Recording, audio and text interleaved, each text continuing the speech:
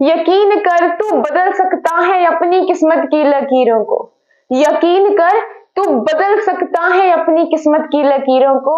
लिखने वाले खुद ही लिखते हैं, लिखने वाले खुद ही लिखते हैं आजकल अपनी तकदीरों को, आजकल अपनी तकदीरों को। सो विद दिस नोट हम शुरुआत करेंगे with the salient features of the constitution, जिसमें हमने अपने कॉन्स्टिट्यूशन का फीचर नंबर 1 जो था वो कर लिया था। आज हम करेंगे feature number 2 which is drawn from various sources. तो मैंने आपको कल भी थोड़ा सा बताया था, मतलब प्रीवियस क्लास में मैंने आपको बताया था कि हमारा संविधान कैसा है कि कुछ यहां से लिया, कुछ वहां से लिया, और जो हमें जहां से अच्छा लगा वो हमने अपने कॉन्स्टिट्यूशन में क्या कर लिया, ऐड कर लिया।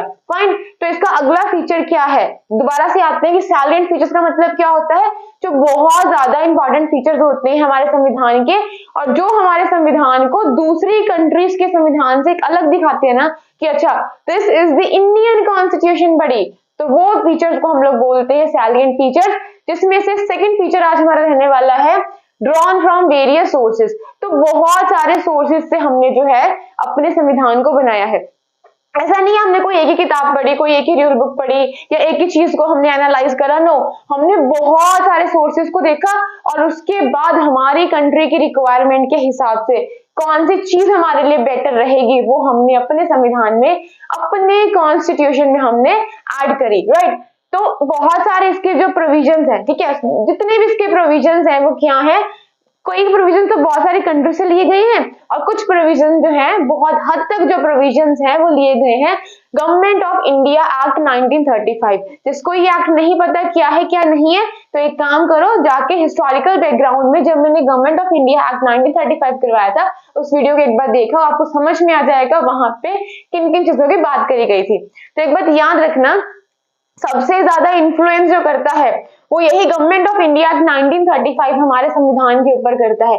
यही बहुत सारे प्रोविजंस का जितना भी मैक्सिमम हमारे संविधान में मटेरियल है ना, उस सबका सोर्स कौन रहने वाला है, सबसे ज्यादा जो इन्फ्लुएंस करने वाला है हमारे संविधान को वो करेगा गवर्नमेंट ऑफ इंडिया 1935। और उसके साथ साथ बहुत सारे जो फीचर्स हैं, बहुत सारे जो प्रोविजंस हमारे संविधान के अंदर है वो आए हैं बहुत सारी कंट्री से, ठीक है। किसी कंट्री से फंडामेंटल राइट्स का इंस्पिरेशन ले ली हमने, कहीं से डीपीएसपी की इंस्पिरेशन ले ली है। सो ऐसे कर करके बहुत सारे प्रोविजंस हमने अपने कॉन्स्टिट्यूशन में, अपने संविधान में ऐड ऑन कर लिए हैं। फाइन। तो doctor B are Ambedkar ji कहते हैं, बड़े प्राउडली वो क्लेम्ड करते हैं, बड़े प्राउडली वो कहते हैं कि हमने जो इंडियन का संविधान बनाया, हमने जो इंडिया का कॉन्स्टिट्यूशन बनाया वो तब फ्रेम करा है after rain thinking of all the non constitution of the world.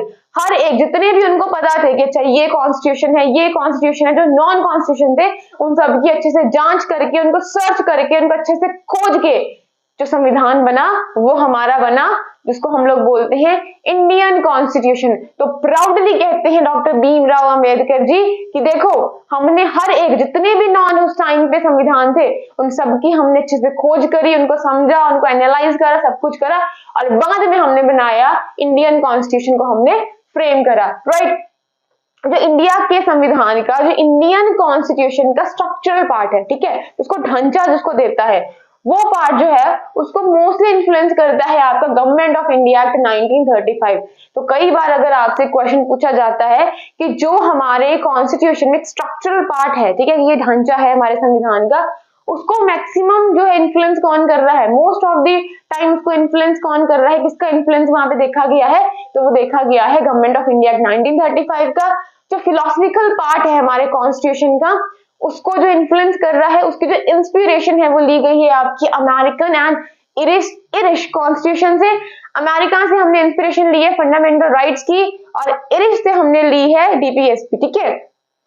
आप मुझे बताना, चलो मैं उसकी फुल फॉर्म बताने लगी थी अभी बट नहीं बताऊंगी, आपका होमवर्क है कि what do you mean by DPSP, ठीक है। और फंडामेंटल राइट्स में और डीपीएसपी में फर्क क्या होता है नहीं पता तो हम आगे सीख जाएंगे, कोई बात नहीं। Structural part government of India 1935, philosophical part America and Irish वाला जो कॉन्स्टिट्यूशन है वहां से हमने इंस्पायर होकर लिया। पॉलिटिकल जो पार्ट है, देखो हम पे आपको इतना पता होगा हम पे राज किन का रहा है, ठीक है, किन का रहा है, अंग्रेजों का रहा है, ब्रिटिशर्स का रहा है, फाइन। तो वहीं से हमने उनका पॉलिटिकल जो स्ट्रक्चर था, जो पॉलिटिकल पार्ट था हमारे संविधान का, तो हमने कहाँ से इंस्पिरेशन ली है, कहाँ से प्रोविजन ऐड करे हैं, तो वो ऐड ऑन करे हैं हमने ब्रिटिश कॉन्स्टिट्यूशन से। ठीक है, जैसे कि the principle of cabinet government, cabinet government क्या होते हैं बाद में पढ़ेंगे, relation between executive and legislative, इनके बीच का जो रिलेशन है, ये वाले जो प्रोविजन है, ये वाली जो चीजें हैं, वो हमने कहाँ से ली है, इन ब्रिटिशर से हमने ली है। अभी के लिए वर्ड नहीं समझ में आ रहा, कैबिनेट क्या होता है, कैबिनेट मिनिस्टर क्या होते हैं, एग्जीक्यूटिव क्या है, क्या ही रही है, कोई बात नहीं, आगे जाके हम लोग पढ़ेंगे। और ये क्लासेस उन बच्चों के लिए ही है जिन्होंने पहली बार इस लक्ष्मीकांत जी को उठाया है। फाइन, आ जाओ, समझ में आ गया। अब जो बचे कुछ प्रोविजन रह गए, ठीक है, जो हम इस यहाँ पे कैटेगराइज नहीं कर पा रहे हैं, जो कुछ प्रोविजन रह गए हैं, बहुत सारी अलग अलग कंट्री से हमने लिए। For example Canada, Australia, Germany, USSR, Russia है आज के टाइम पे। ठीक है, ये टोटल 15 कंट्रीज मिला के यूएसएसआर बनती थी और आज के टाइम पे वो जो है वो डिसइंटेग्रेट हो गई है। ठीक है, फ्रांस, साउथ अफ्रीका, जापान, तो ये कुछ कंट्रीज हैं जहां से हमारे संविधान में कुछ प्रोविजन जो है वो लिए गए हैं।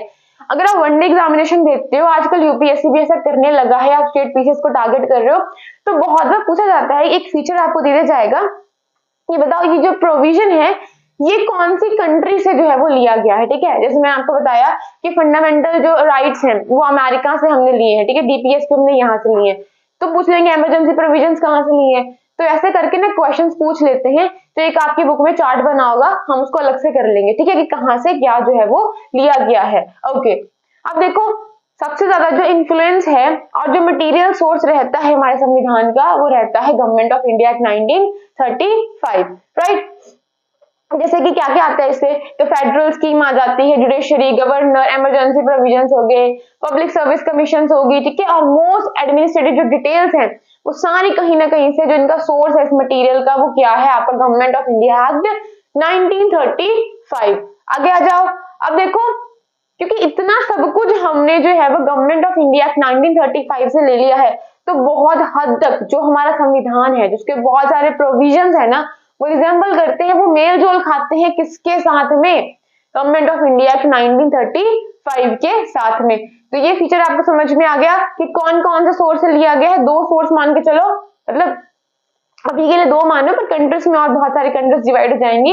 एक तो कंट्री से लिया गया है और एक आपका जो इन्फ्लुएंस करता है, बहुत हद तक इन्फ्लुएंस करता है, that is your Government of India Act 1935, right. आ जाओ, blend of rigidity and flexibility. ठीक है, ये दोनों का ब्लेंड है, दोनों का मिक्सचर है हमारा संविधान। हमारा जो संविधान है वो ऐसा नहीं कि बहुत रिजिड है, आप उसको अमेंड ही ना कर पाओ। मान लो आपने संविधान में कोई प्रोविजन बनाया, अब आप चाहते हो कि भाई इस टाइम के हिसाब से, आज मान लो 30 साल बीत चुके हैं, 30 साल पहले इस देश में कोई और सिचुएशन थी, कोई और सर्कमस्टांसेस थे, तो उसके हिसाब से उस टाइम पे वो जो प्रोविजन था वो एकदम सही बैठ रहा था। लेकिन आज के टाइम पे 30 साल बाद आज के लोगों की जरूरतें बदल गई हैं, तो संविधान में उसका जो प्रोविजन है हमें उसमें बदलाव करना पड़ेगा। ठीक है, संविधान में हमें बदलाव करना पड़ेगा। तो अगर मैं आपको ये बोलूं कि आप बदलाव ही नहीं कर सकते हो, लगा लो जो करना है, नहीं कर सकते, इतना आसान नहीं है बदलाव करना, तब वो रिजिड है, तब वो रिजिड है। लेकिन अगर मैं आपको बोलूं कि आपका जब मन चाहे आप बदलाव करो, 2 मिनट लगते हैं बदलाव करने में, तो वो फ्लेक्सिबल है। ठीक है, तो हमारा संविधान बिल्कुल भी ऐसा नहीं है कि कुछ अगर हमें संविधान के अंदर अमेंडमेंट करनी है, कोई चेंज करना है, तब वो पॉसिबल ही ना हो पाए जल्दी जल्दी। और ऐसा बिल्कुल भी नहीं है कि भाई हमने चाहा कि हम इसमें बदलाव करेंगे, 2 मिनट में बदलाव करके बैठ जाए, तो ऐसा नहीं है। ना तो हमारा जो संविधान है वो पूरी तरह रिजिड है और ना ही वो पूरी तरह फ्लेक्सिबल है, वो उन दोनों का ब्लेंड है, उन दोनों का मिक्सचर है, कहीं ना कहीं बीच में है। ना तो इस एक्सट्रीम एंड पे है, ना इस एक्सट्रीम एंड पे है, समझ में आ गया, वो बीच में है कहीं ना कहीं पे। तो हमारा जो संविधान है वो रिजिड भी नहीं है, फ्लेक्सिबल भी नहीं है। रिजिड का मतलब क्या होता है, जहां पे चेंज करने के लिए, बदलाव करने के लिए एक स्पेशल प्रोसीजर की जरूरत पड़ती है। फॉर एग्जांपल इन अमेरिका, जो अमेरिकन संविधान है, जो अमेरिकन कॉन्स्टिट्यूशन है, वो बहुत रिजिड है। उसमें अमेंडमेंट्स करने के लिए, उसमें बदलाव करने के लिए आपको चाहिए स्पेशल प्रोसीजर्स, राइट। लेकिन उसी एक दूसरी तरफ जो आपका ब्रिटिशर्स का जो कॉन्स्टिट्यूशन है, उसमें अमेंडमेंट करने के लिए आपको कोई स्पेशल प्रोसीजर की जरूरत नहीं है। जैसे आप ऑर्डिनरी लॉज को अमेंड करते हो, simply in the same manner आप क्या कर सकते हो, आप अपने कॉन्स्टिट्यूशन में भी क्या कर सकते हो, अमेंडमेंट कर सकते हो। तो एग्जाम्पल रहता है फ्लेक्सिबल में ब्रिटिशर्स का। लेकिन हम दोनों ही एक्सट्रीम एंड पे नहीं है। ठीक है, ये है फ्लेक्सिबल, एकदम फ्लेक्सिबल है, ये एकदम रिजिड है। ना तो हमें फ्लेक्सिबल होना है, ना हमें रिजिड होना है, हम बीच में है। ताकि दोनों को हम लोग जो है वो दोनों को ब्लेंड करके चल सके। तो जो इंडियन कॉन्स्टिट्यूशन है वो सिंथेसिस है दोनों का, ठीक है, दोनों का मिक्सचर है, दोनों का ब्लेंड है, ना रिजिड है ना ही वो फ्लेक्सिबल है। इतना समझ में आ गया? ओके। आपको मैंने प्रीवियस क्लास में भी बताया था कि आर्टिकल 368 जो है वो आपकी जो पार्लियामेंट है उसको कॉन्स्टिट्यूंट पावर्स देता है। मतलब कि वो जो आपकी पार्लियामेंट है वो आपके कॉन्स्टिट्यूशन में क्या कर सकती है, अमेंडमेंट कर सकती है, बदलाव कर सकती है। तो दो तरह की अमेंडमेंट जो है वो हमें आर्टिकल 368 प्रोवाइड करता है। दोबारा सुन लो, आर्टिकल 368 में बात होती है कॉन्स्टिट्यूंट पावर्स की पार्लियामेंट की, और ये दो तरह की अमेंडमेंट्स हमें प्रोवाइड करता है। वो कौन कौन से दो अमेंडमेंट्स हैं? देखो, कुछ जो प्रोविजंस हैं आपके संविधान के अंदर ना, उनको हम लोग अमेंड कर सकते हैं, can be amended by special majority of the parliament.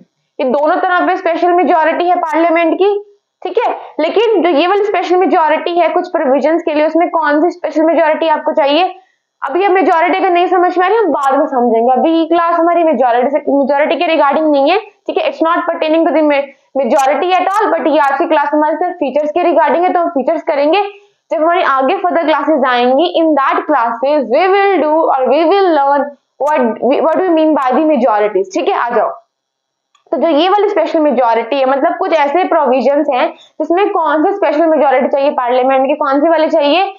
2/3 majority of the members of the each house present and voting. अभी प्रेजेंट वोटिंग क्या नहीं समझ में आ रहा, टेंशन वेंशन मतलब समझा दूंगी बाद में। And majority of the total membership of the each house. तो एक तो ये मेजॉरिटी है, मतलब कुछ प्रोविजंस को अमेंड करने के लिए आपको ये वाली मेजॉरिटी की जरूरत पड़ेगी।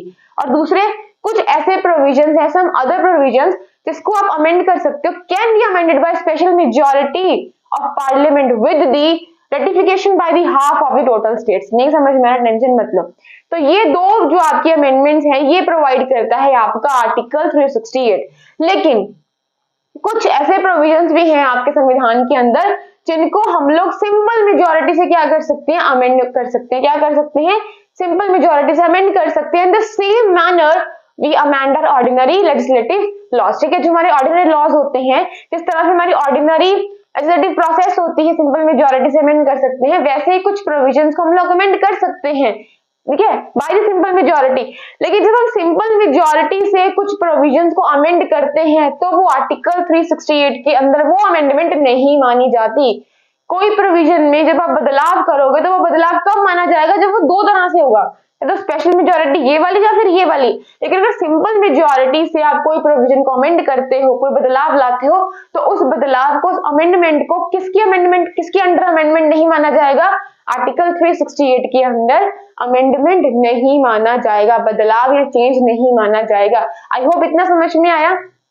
मैं एक प्रॉब्लम आपको बताती हूँ। देखो यार, मेरे पास ना एक डिजिटल बोर्ड नहीं है यहाँ पे, तो मुझे दिक्कत क्या आती है, मेरे साथ बहुत बार ऐसा हो चुका है कि मैं इसको ना रब कर देती हूँ और बाद में जब मैं लिख के फिर मतलब मैं वीडियो चलने देती हूँ और मैं लिखती हूँ, बाद में वो हिस्सा कट कर देती हूँ जो बीच का लिखा होता है, फिर सीधा रिकॉर्ड कर देती हूँ, तो मुझे बार बार कैमरा को छेड़ना नहीं पड़ता। बट बहुत बार इशू ये आ चुका है कि मैं लिख के दोबारा बना देती हूँ वीडियो, इसको रब करके दूसरा लिख के बना के रिकॉर्ड फुल वीडियो बना देती हूँ। बहुत बार दिक्कत आ जाती है, आवाज रिकॉर्ड नहीं होती, यहाँ पे ब्लर हो जाता है, सब कुछ जाता है, बिकॉज खुद से मुझे सब कुछ अकेले करना पड़ता है, कोई मेरी हेल्प नहीं यहाँ पे करता। सब पब्लिश करना, अपलोड करना, जो भी करना है I do by my self only, ठीक है। तो इसीलिए मैं क्या करूँ, मैं वीडियोस को छोटा बना रही हूँ यार, कंटिन्यूटी में देखते रहना, ठीक है। मैं इसको वीडियो को स्टॉप कर देती हूँ यहीं पे, क्योंकि मुझे देखना है कि भाई वीडियो सही बनी है कि नहीं बनी। अगर सही नहीं बनी होगी ना तो कम से कम लिखा हो तो मुझे वापस मिल जाएगा, वापस मुझे नहीं लिखना पड़ेगा। तो थोड़ी सी हेल्प कर दो यार, ठीक है। वीडियो छोटे बना देती हूँ, देखते रहना, सीरीज में मैं प्लेलिस्ट में लगा दूंगी। और वैसे मुझे बहुत मजा आता है आपको पढ़ाने में, बट मेरे पास ना एक एक डिसएडवांटेज ये है कि बोर्ड पे जितने टाइम में मैं लिखती हूँ उतने टाइम पे कोई शायद आपको पूरी क्लास भी करवा दे। सो अगर मेरे पास बोर्ड होता तो मैं फटाफट से आपको सब कुछ करवा देती, लेकिन थोड़ी सी भी लिमिटेशंस हैं, ठीक है। तो प्लीज प्लीज प्लीज गाइस, ठीक है, थोड़ा सा सेक्रीफाइस कर लो, सेक्रीफाइस क्यों बोल रही हूँ, थोड़ा सा कॉम्प्रोमाइज कर लो मेरे साथ में, फाइन। तो थैंक यू, बाय बाय, कुछ नहीं बोलने वाले, हम कंटिन्यूटी में करेंगे क्योंकि टारगेट करें 2025 को और हमें करनी है पॉलिटी को कंप्लीट एंड जिसको स्टार्ट करना है, सब कुछ करना है। सो आ जाओ, करते हैं आगे फिर, ठीक है। आगे की वीडियो खुद चल पड़ेगी आपके पास, ठीक।